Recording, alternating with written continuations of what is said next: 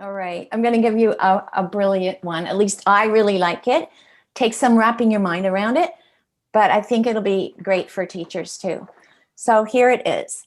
Most of us think that if we have something like money, we'll be able to do something like go on a vacation, and then we will be something. We will be happy, right?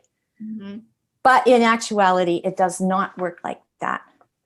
So I'll tell you that the old way of thinking is have, do, be. First we have something, then we are able to do something, and then we will able to feel something, be something, okay? Mm-hmm. So that would be like, if I were smart, I could pass my test and be happy.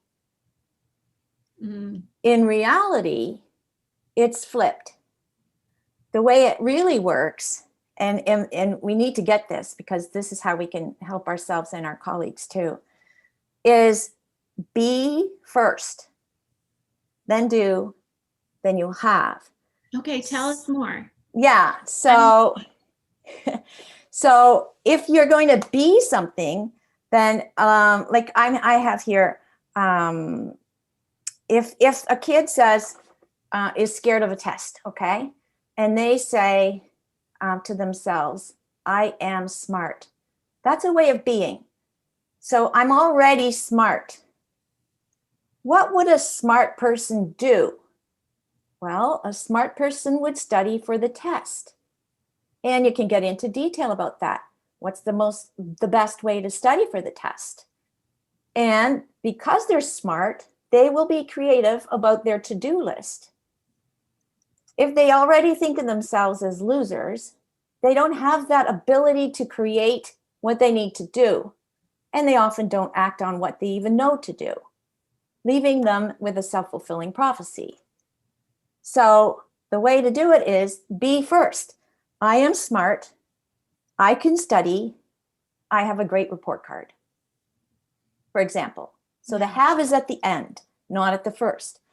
So instead of, if the government would have, okay, that's the have, then I could spend time bonding with my students or whatever the do is and feel satisfied with my success with my students.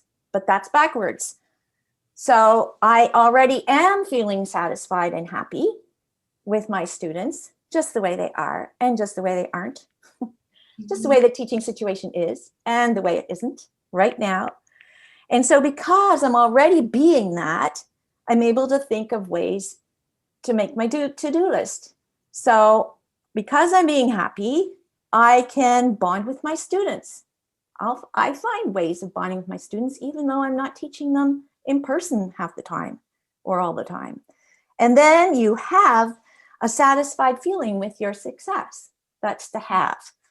Mm-hmm. So often it's only when we are already in a positive state of mind or a positive state of being that new ideas can come to us, like how to bond with our students when we're teaching virtually.